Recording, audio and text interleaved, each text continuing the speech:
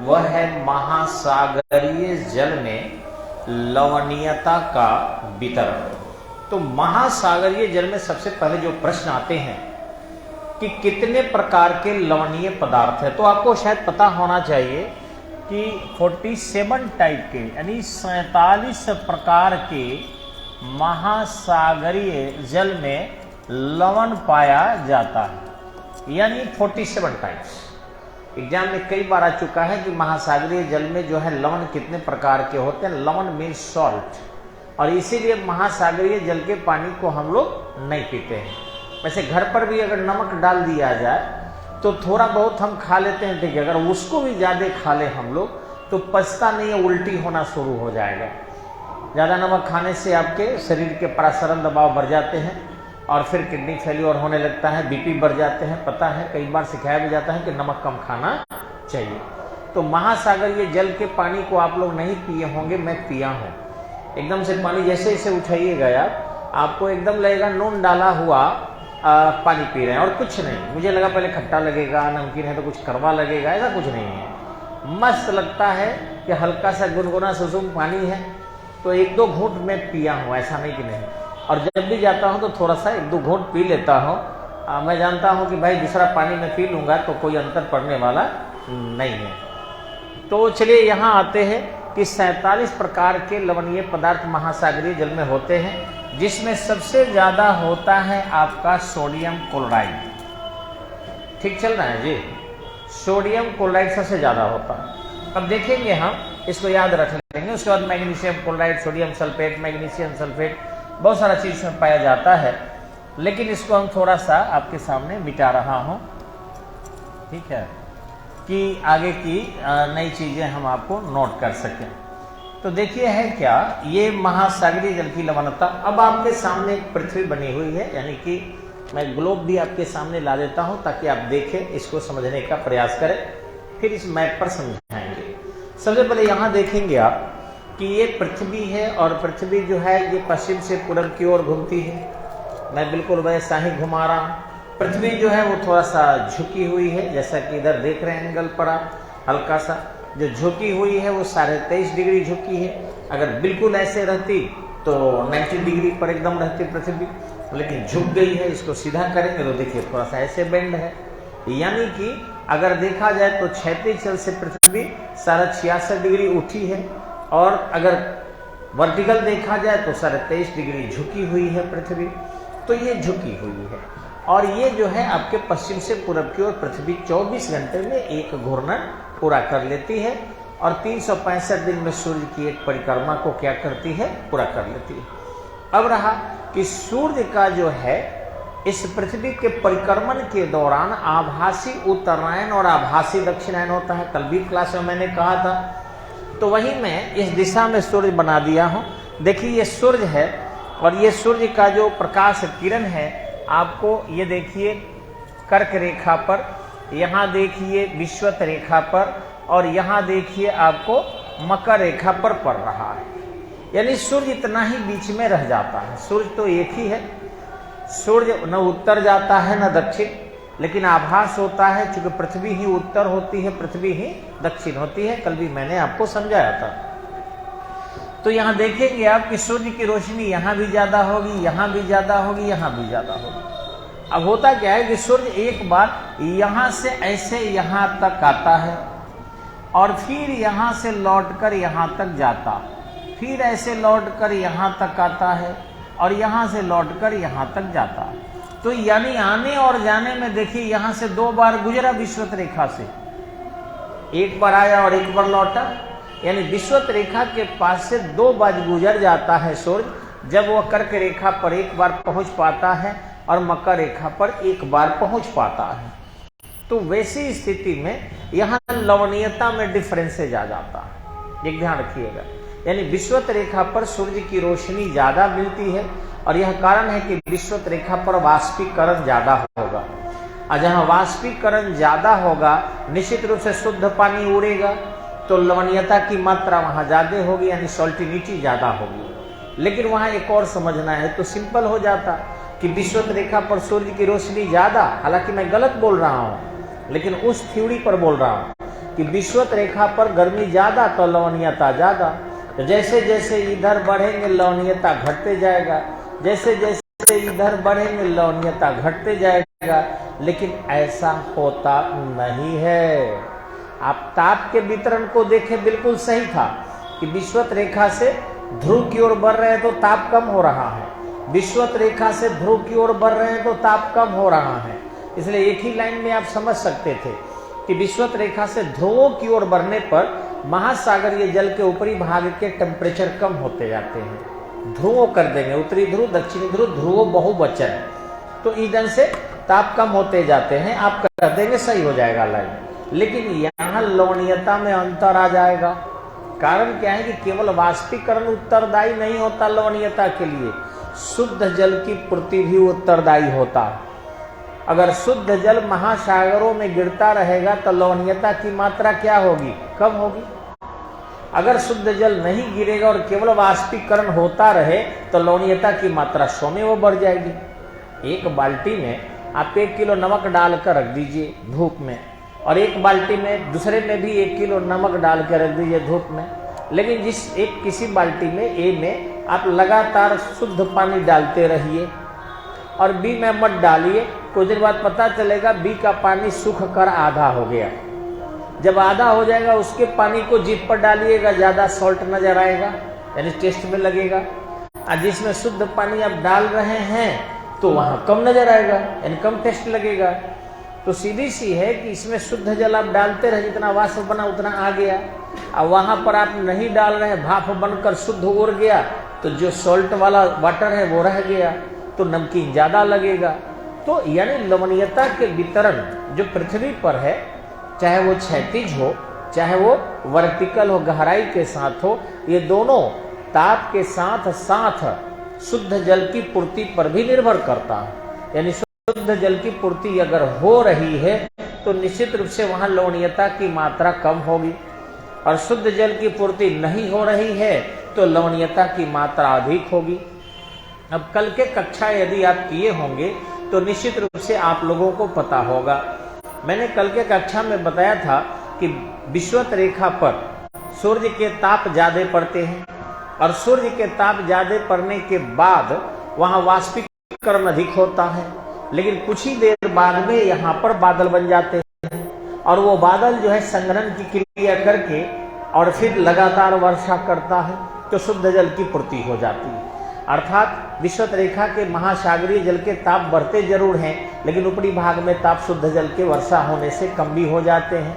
लेकिन वही मैंने बताया था कि कर्क रेखा पर 23.5 डिग्री उत्तरी अक्षांश और मकर रेखा पर 23.5 डिग्री दक्षिणी अक्षांश पर वर्षा जब होती है, वर्षा नहीं होती क्योंकि उच्च वायु दाब है। यहाँ से जो आप देख रहे हैं कि वायु धारा नीचे से ऊपर की ओर उठती है ड्यू टू हाई टेम्परेचर, यहाँ निम्न दाब की स्थिति विषुवत रेखा पर हो जाती है।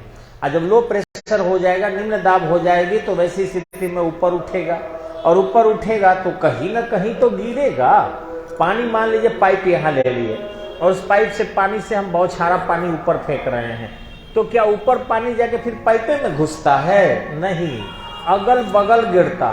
तो यहाँ से लगातार जो निकल रहा उठ रही है हवा, वो इस साइड गिरती है और इस साइड गिरती है ठंडी होकर।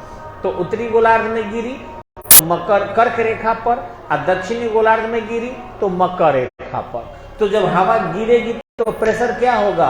हाई। हवा गिरेगी तो प्रेशर क्या होगा? हाई। और जब हवा गिरेगी प्रेशर हाई होगा, वहां वर्षा नहीं होगा।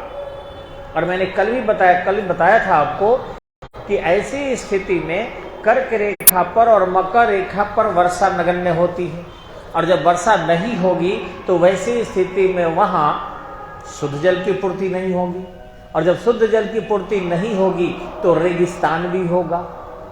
कहीं कहीं अगर झील हो गया तो वाष्प बनते रहेगा, तो उस झील का पानी क्या होगा? अत्यधिक साल्टी होगा। तो जितना भी संसार के सॉल्ट वाले झील है, तुर्की का वान झील, वो आपके कर्क रेखा पर है या मकर रेखा पर है। इन्हीं दो पर रहेगा, के अलावा नहीं होगा। कभी नहीं सुने होंगे कि उत्तरी ध्रुव पर कोई लवणीय झील है, कभी नहीं मिलेगा दक्षिणी ध्रुव पर लवणीय झील है, क्योंकि यहाँ वाष्प बनबे नहीं किया, नहीं बना तो जो पानी है एज यूजुअल प्योर है, यहाँ पर आपको सॉल्टी झील नहीं मिलेगा। हाँ, महासागरीय जल ही बहाव करके अंदर अंदर जब यहाँ गया है तो इसके इंटरनल वाटर में, काफी डेप्थ वाटर में जो उत्तरी ध्रुव पर है, वहां पर आपको सॉल्ट की मात्रा होगी, क्योंकि यही गया है। लेकिन ऊपर से जो हिम वृष्टि होती है यहाँ अल्प मात्रा में होता है, यहाँ भी होती है, वो प्योर वाटर होता है, उसमें कहीं भी सॉल्टिनिटी नहीं होती। तो वैसी स्थिति में यहाँ पर कहीं भी कोई झील उत्तरी ध्रुव पर या दक्षिणी ध्रुव पर आपको नमकीन नहीं मिलेगा। नमकीन जितने मिलेंगे वो सब मकर रेखा पर मिलेगा या सब कर्क रेखा पर मिलेगा, एकदम ध्यान रखेंगे। अब इसी चीज को मैं आपको बोर्ड पर समझाने का प्रयास किया हूं, लेकिन एक और चीज यहां जान लेंगे कि मान लीजिए मेरे हाथ में ये सूर्य है और ये पृथ्वी है, तो जैसे ही पृथ्वी दक्षिणी उत्तरी गोलार्ध में आती है, यानी सूर्य दक्षिण की तरफ आभासी जाता है, आभासी सूर्य जाता नहीं है, तो ये नजदीक हो जाता। और ये डेट होता है आपका, सबको पता होगा क्या, जनवरी का। 3 जनवरी को पृथ्वी सूर्य के बहुत करीब होती है। और जैसे ही देखे होंगे कि सूर्य का आभासी उत्तरायण होता है, तो वैसी स्थिति में 4 जुलाई सूर्य दूर हो जाता, यानी 15 करोड़ 20 लाख किलोमीटर की दूरी पर सूर्य हो जाता है। और जैसे ही सूर्य, तो यही है, पृथ्वी इधर चली गई तो सूर्य दक्षिण उत्तर होते दिखाई पड़ रहा है। इसको मान लीजिए मेरे हाथ को सूर्य, देखिए कैसे उत्तर हो गया, पृथ्वी तो ये दक्षिण दिखाई पड़ रहा है, अब पृथ्वी दक्षिण हो गई तो ये उत्तर दिखाई पड़ रहा है। तो ऐसी स्थिति में जब सूर्य का आभासी उत्तरायण दक्षिणायन होता है, तो जब सूर्य दक्षिण अभियान होता है, तो वैसी स्थिति में यहाँ 3 जनवरी को सूर्य क्या होता है, पृथ्वी के नजदीक। तो वाष्पीकरण महासागरीय जल का क्या होता है, ज्यादा, क्योंकि पृथ्वी का जो दक्षिणी भाग है उसमें महासागर ज्यादा है। पूरे महासागर को या जल को हम 100% मान ले तो 75% ocean area in south side and only 25% ocean area are north side. तो 75% जब दक्षिणी गोलार्ध में महासागर है और सूर्य इधर नजदीक हो गया, तो वाष्पीकरण तो ज्यादा करेगा ना। भले हम लोग उत्तरी गोलार्ध में रहते हैं तो एहसास नहीं होता, 3 जनवरी को ठंडा लगता है बहुत, क्योंकि सूर्य तो दक्षिण में भाप बना रहा है, वाष्प बना रहा है, ले जा रहा है बादल, उस बादल को खींच के उत्तर गोलार्ध में लाएगा, वर्षा करेगा, जिससे हम लोगों को शुद्ध जल की पूर्ति हो सके। तो ऐसी स्थिति में अगर यहाँ पर वर्षा नहीं होता, तो ध्यान रखिएगा मकर रेखा पर सबसे ज्यादा लवणीय झील होता। लेकिन एक अच्छी बात है कि यहाँ वर्षा हो जाता है दक्षिणी गोलार्ध में, इसलिए मकर रेखा पर जो लवणीय झील है वह कर्क रेखा के यानी तुर्की के वान झील से ज्यादा सॉल्टी नहीं है। तुर्की के वान झील जो है आपका, उसके पानी को गर्म करेंगे 1 लीटर लेकर, तो 330 ग्राम नून निकल जाएगा। एकदम इतना गाढ़ा होता है, लबड़ी की तरह सॉल्ट होता है कि उसको अगर गर्म करेंगे 1 लीटर का, तो आपको 330 ग्राम नून पक्का एकदम ढेला निकल जाएगा। तो सोचिए कारण क्या है, वाष्पीकरण तो है ही और उसमें शुद्ध जल नहीं जा रहा है। इसी ढंग से आप देखेंगे कि अटलांटिक महासागर भी अधिक लवणीय क्यों है, कारण है कि उसमें बहुत सारी नदियां गिरती है, लेकिन नदियों में प्योर वाटर की मात्रा कम हो जाती है, और वैसी स्थिति में सॉल्टी ही ज्यादा उसमें है, वाष्पीकरण ज्यादा है। तो महासागरों में सबसे ज्यादा नमकीन महासागर कौन होगा, अटलांटिक महासागर। वही आर्कटिक महासागर, यहाँ पर वाष्पीकरण है ही नहीं, तो सबसे प्योर हो गया, यानी यहाँ सॉल्ट की मात्रा कम हो गई। तो सबसे ज्यादा सॉल्ट अटलांटिक महासागर में, वो भी उत्तरी अटलांटिक महासागर में, और सबसे कम सॉल्ट अगर देखें तो आर्कटिक महासागर में। लेकिन ये सब छोड़िए, यहाँ आते हैं जो मेन हमारा पॉइंट है। ये तो हम कोशिश किए हैं जिससे आप भी थोड़ा जान सके और थोड़ा समझ सके। मेन जो ये चित्र बनाए हैं, यहाँ पर देखिए मैंने हेडिंग किया है कि महासागरीय जल में लवणीयता का वितरण। अब ध्यान रखिएगा, अभी के समय में बीपीएससी ने एक कानून बनाया है, आपको बता दे हैं, थोड़ा दिखाइए कितने लोग तैयारी कर रहे हैं बीपीएससी लेवल का। या फिर हायर लेवल का स्पेशल बैच में लोग बैठे हैं और क्लास में ही ये चल रहा है। तो मैं बता रहा हूं कि बीपीएससी ने एक कानून बनाया है कि एक टाइप के जितने एग्जाम होने लगे, एक टाइप से जितने एग्जाम होंगे उनका एक ही एग्जाम होगा। यानी जैसे सीडीपीओ का या फिर आपके ग्रेजुएट लेवल बीपीएससी का इस सब का एक पीटी होगा। 5-6 एग्जाम को बीपीएससी ने एक में मर्ज कर दिया है, बार बार फॉर्म भरने की जरूरत नहीं पड़ेगी, एक पीटी होगा, मेन अलग अलग होंगे। तो इस ढंग से एक बेनिफिट्स हुआ लड़कों के लिए कि बार बार फॉर्म नहीं भरना पड़ेगा, और हम लोगों के लिए हुआ कि भाई बच्चा को अलग अलग पढ़ाने के लिए कितना बैच बनाए, एक ही बैच में तैयारी करा देंगे और जिस एग्जाम लायक लड़का होगा सक्सेस हो जाएगा। हालांकि इनकम के रूप में ठीक नहीं है, क्योंकि उसमें जो है एक ही लड़का 3 बैच पढ़ता है तो 3 गो का पैसा देता है, तो इनकम ज्यादा हम लोगों का है। लेकिन अब इस बुढ़ापा में हम लोग इनकम का ध्यान नहीं, बच्चों का ध्यान ज्यादा रखते हैं कि वो सक्सेस हो जाए, बस खाने पीने लायक ईश्वर ने दे दिया है और आदमी खा पी रहा है, चल रहा है। अब लड़कों के हित के लिए आदमी ज्यादा काम कर रहा है, तो एक ही एग्जाम होगा। ऐसे ही जुडिशरी सेक्शन का एक ही एग्जाम लेगा बॉस, उसी में जितना एग्जाम आप जिस लायक क्वालिफाई करेंगे उस लायक आप परीक्षा दीजिए मेन का और क्वालिफाई कीजिए। तो एक बेहतरीन काम किया है। और एक और ध्यान रखिएगा, अभी के समय में बीपीएससी का देखें ना कट ऑफ कम गया है। हमने कहा था कि 105 के आसपास जाएगा जनरल ऐसे नेगेटिव छोड़ के, और नेगेटिव खींच देगा तो नेगेटिव तो था ही, तो 90-91 के आसपास गया है।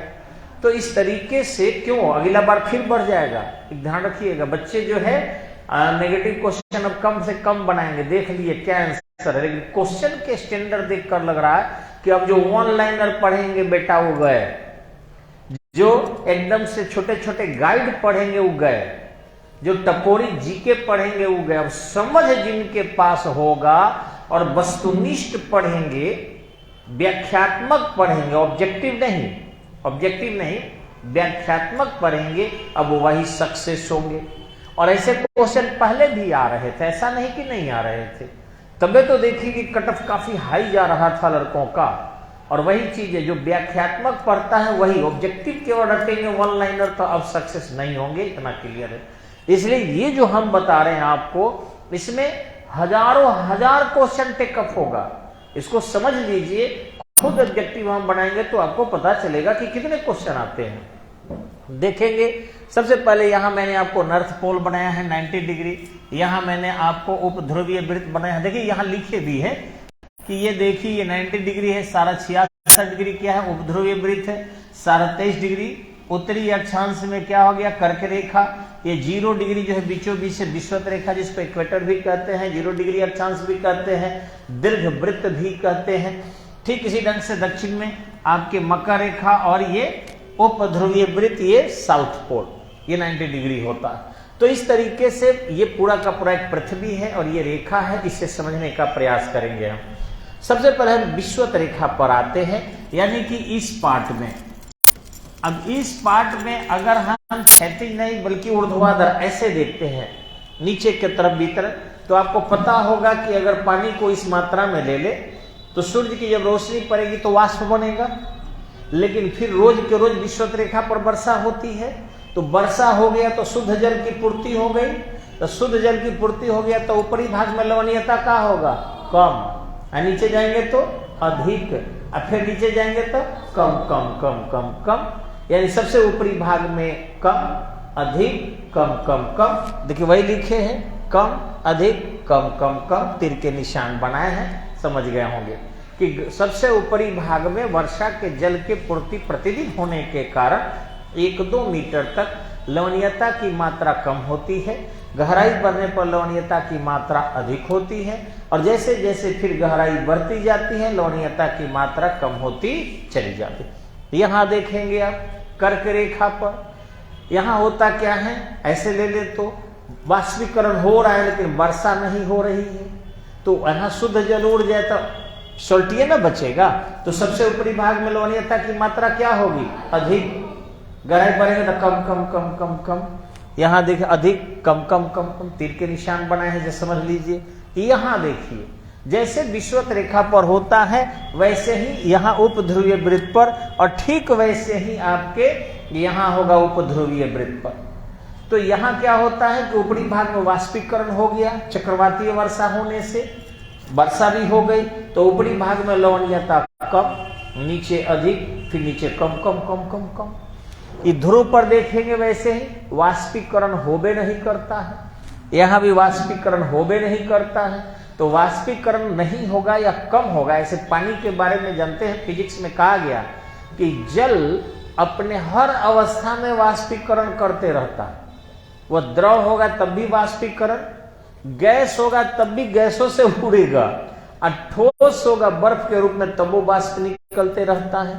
तभी तो देखे होंगे गौतम ऋषि जो थे आपके छपड़ा का ही, उन्होंने एक पुस्तक लिखा था, सबसे पहले रीजनिंग की किताब उन्हीं की है, तर्कशास्त्र की। उनका नाम है न्याय दर्शन। गौतमी के बारे में लिखे हैं कहानी। तो न्याय दर्शन में उन्होंने लिखा है कि हिमालय पर आग है। निष्कर्ष, क्योंकि हिमालय के करीब जाकर देखने से वहां धुआं निकलते रहता है, और धुआं वही निकलता है जहां आग हो, अतः हिमालय पर धुआं निकलता है और हिमालय पर आग है। लेकिन वो दूर से देखे थे, वो बाफ जो बर्फ होता है ठंडा, उसी का जो है वाष्पीकृत रूप निकल रहा था, कोहरा कुहासा था, वे समझ नहीं पाए। भले उनका निष्कर्ष सही नहीं था, लेकिन तर्क सही था कि धुआं वही निकलता है जहां आग हो, और इस तरीके से हिमालय पर धुआं है माउंट एवरेस्ट पर, यानी वहां आग है। वो समझ गए होंगे ज्वालामुखी का उद्गार हुआ होगा वहीं से। तो तर्क का माध्यम सही था, निष्कर्ष चाहे जो हो। तर्क शास्त्र की पहली पुस्तक वही मानी जाती है, न्याय दर्शन ऋषि गौतम ने लिखा था। यही रिविलगंज डोरी रिविलगंज के पास है उनका गौतम स्थान जी। तो कहने का अर्थ है कि यहाँ पर आपको हल्का हल्का वाष्प निकलता है, यहाँ भी हल्का हल्का निकलता है, लेकिन यहाँ पर बर्फबारी भी कभी कभी हो जाता है, यहाँ भी हो जाता है। तो शुद्ध जल तो ऊपर देखिए कम, नीचे अधिक, फिर और नीचे जाएंगे तो कम। क्योंकि इधर से जल जो है स्थिर नहीं रहता, वो संचरित होते रहता है अंदर ही अंदर। तो तपांतर के कारण, दबांतर के कारण और लवणीयता के अंतर के कारण जल में भी संचरण होते रहता है। जैसे हवाएं स्थिर नहीं होती, पानी भी स्थिर नहीं रहता है, वो चलते रहेगा।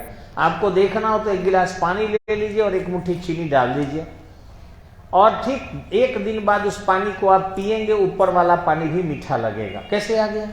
चीनी तो नीचे चला गया था, तो वो उसमें घुल जाता है, मिल जाता है, और अपने आप ही उसके एक दूसरे के अणु उसमें सर्कुलेट कर देते हैं, मिठास ऊपरी भाग में भी आ जाएगा।